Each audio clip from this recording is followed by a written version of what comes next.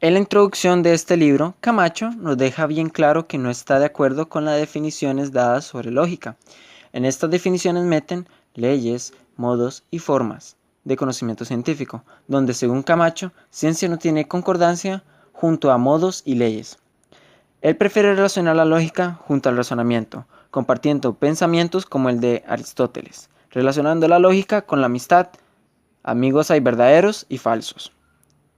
Dicho y entendido que la lógica puede ser falsa o verdadera, cabe mencionar que la lógica de un filósofo no es la misma de un matemático. Según Camacho, así es como nacen varias lógicas relacionadas con las profesiones o ciencias. Él afirma que la lógica y la matemática son instrumentos de toda ciencia, pero dicho en sus palabras, la lógica y la matemática son extrínseco a la ciencia, o sea, externo a su naturaleza. Capítulo 1. Razonamiento, pensamiento, lenguaje y deducción. En este capítulo dice que si es posible razonar, es posible deducir. Existen dos tipos de lenguaje, el natural que aprendemos de niños, por ejemplo, chino, español o inglés, y el artificial, que es creado por preposiciones específicas, por ejemplo, la matemática. El razonamiento está ligado con lo verdadero y lo falso. Si hablamos de esto, cabe destacar que tenemos que establecer distinciones entre los niveles de prioridad que se conceden a las preposiciones y oraciones. La verdad y la falsedad es una característica propia de las oraciones, pero solo una es verdadera. El ejemplo expresado por Camacho dicta: en un restaurante, ¿está fresco el pescado? Sí, lo está. Esta respuesta presenta verdad, hasta que el paladar del comensal le confirma que el pescado no es fresco, y en efecto, el pescado lleva días en la cocina. En tanto, las preguntas, las órdenes y las frases expresivas, en cuanto tales, no son verdaderas ni falsas. Acuerdo y desacuerdo. El lenguaje también expresa sentimientos y expresiones. En el lenguaje español se utiliza diminutivos, aumentativos y otros tipos de terminaciones. Los apodos son claros ejemplos, donde en un grupo social todos se ponen de acuerdo para cambiar el significado de una palabra. Para comodidad le dan mismas. Llamen a flaco. Flaco, siendo utilizado para llamar a una persona y no es utilizado su verdadero significado. Existen diversos tipos de acuerdos y desacuerdos, dependiendo de los hechos relacionados con las opiniones mismas o creencias. A está de acuerdo con B y B está de acuerdo con A. Hace calor y no hay viento. ¡Qué día tan hermoso! La temperatura salta y no hace viento. Me gustan los días así. A dice algo y B no está de acuerdo. Hace calor y no hay viento. ¡Qué día tan hermoso! La temperatura salta y no hace viento. No me gustan los días así. Punto 4. Reglas para formular definiciones.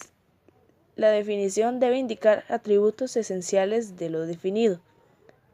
Una definición debe referirse al origen, usos o relaciones de lo definido y no por eso dejar de incluir aspectos que se consideran esenciales.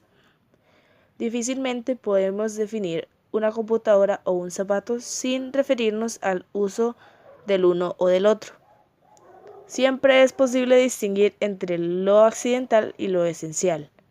Para un vehículo es esencial el uso del transporte, mientras que es accidental el color con que éste está pintado. La definición no puede ser circular. Una buena definición aclara el significado de un término. Si el término que se quiere definir aparece de nuevo en la definición, de nada nos sirve. Definición de soltero, en estado o condición de soltería. La definición no debe ser demasiado ancha ni demasiado estrecha. Esta regla sigue la regla 1. Si los atributos esenciales son correctos, la definición no será demasiado amplia ni estrecha. No debe usarse lenguaje ambiguo, oscuro o figurado. Justamente se trata de salir de la ambigüedad, volver a encontrar la dimensión equivalente y no salir de ella. Se dice que un punto X de P está aislado si existe un entorno de X que no contenga ningún punto de P distinto de X. No es ambiguo, ni oscuro, ni figurado. No debe ser negativo cuando debe ser positivo. Es preciso, ante todo, distinguir dos cosas muy diferentes, que son definiciones negativas y definiciones de término negativo. En segundo lugar, a veces se puede dar definiciones negativas de conjuntos sin mayor problema. Lo que se busca de la regla número 5 es la utilización del complemento de una clave para definir un miembro de la clase. Capítulo 11. Capítulo 2. Importancia del razonamiento. Podría parecer que el razonamiento es un proceso demasiado complicado como para poder estudiarlo y tratar de mejorarlo. Ejemplo, el detective que intentó reconstruir un crimen y encontrar al criminal. Es lo que se intentó en este capítulo. Sin embargo, se pretende que esté al alcance de las personas identificar patrones con frecuencias inválidas para luego evitarlo. Sin duda, hay una cantidad infinita de razonamientos inválidos. Hay algunos que se han esquematizado y sintetizado. Por esta razón, comenzó el libro de la Introducción a la Lógica, que permite conocer desde el principio los tipos de razonamiento que se tienen que evitar. Según Camacho, existen clases de falacias, primero en grandes grupos, falacias formales y no formales. Estas se dividen en falacias de antingencia y falacias de ambigüedad. Rápidamente, dentro de las falacias de antingencia se distinguen varios grupos. La primera de ellas, falacias de conclusión inatingente. Ocurre siempre que tenemos un razonamiento que se orienta hacia una conclusión, pero se usa para probar otra conclusión diferente. Un ejemplo sería el diputado del Congreso que trata de defender un plan nacional de desarrollo. Luego tenemos las falacias personales. Hay varios tipos de falacias que tienen en común la desviación de la argumentación hacia la persona a quien se pretende refutar o a quien se quiere convencer. En vez de arguir, se ataca a la persona o se mencionan características de estas que no son atingentes al asunto o cuestión. Luego tenemos la falacia de llamada al pueblo. Consiste en despertar las pasiones de la multitud para que acepte algún punto de vista cuyo expositor no se toma la molestia de defender con razones. Luego tenemos la falacia de apelación o llamado a la misericordia. La persona que arguye no demuestra su punto de vista, sino que se limita a suplicar comparación hacia su persona. Ejemplo, un estudiante que le pide al profesor que corrija su examen con benevolencia. Falacia de apelación a la autoridad, también llamada falacia de falsedad-autoridad.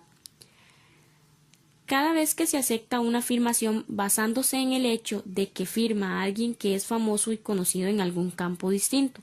Ejemplo, un futbolista que puede saber de fútbol, pero no necesariamente de los productos que anuncia en revista y televisión.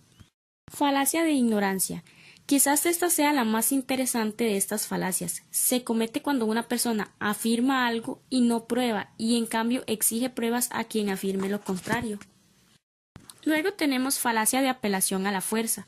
Es la más tosca y menos sutil de las falacias. En vez de argumentar, se pretende imponer el punto de vista de una persona, amenazando con alguna forma de represalia a la otra persona.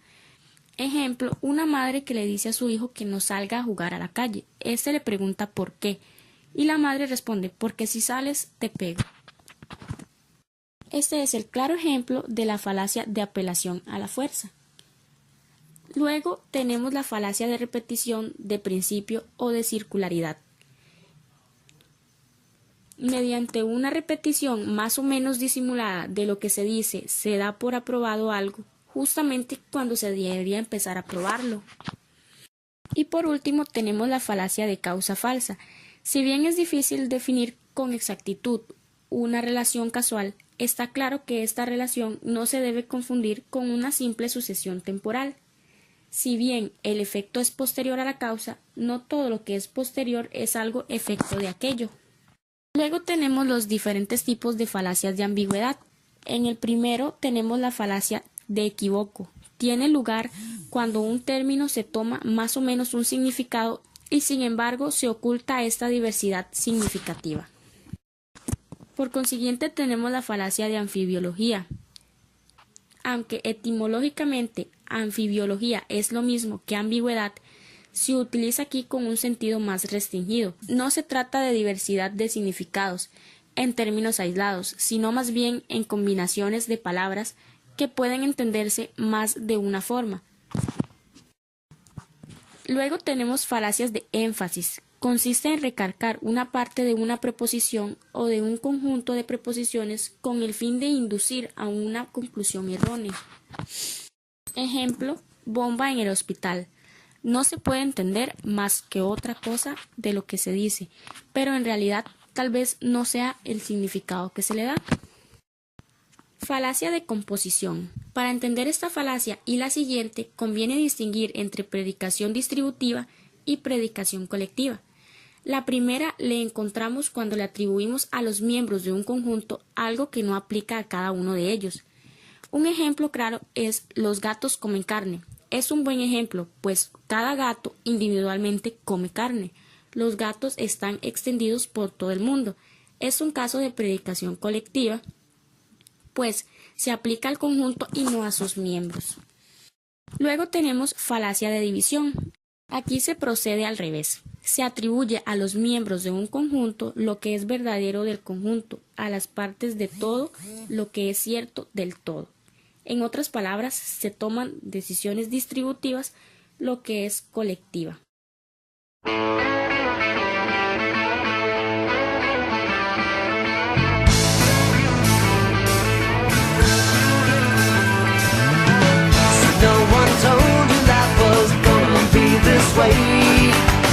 Your job's a joke you broke.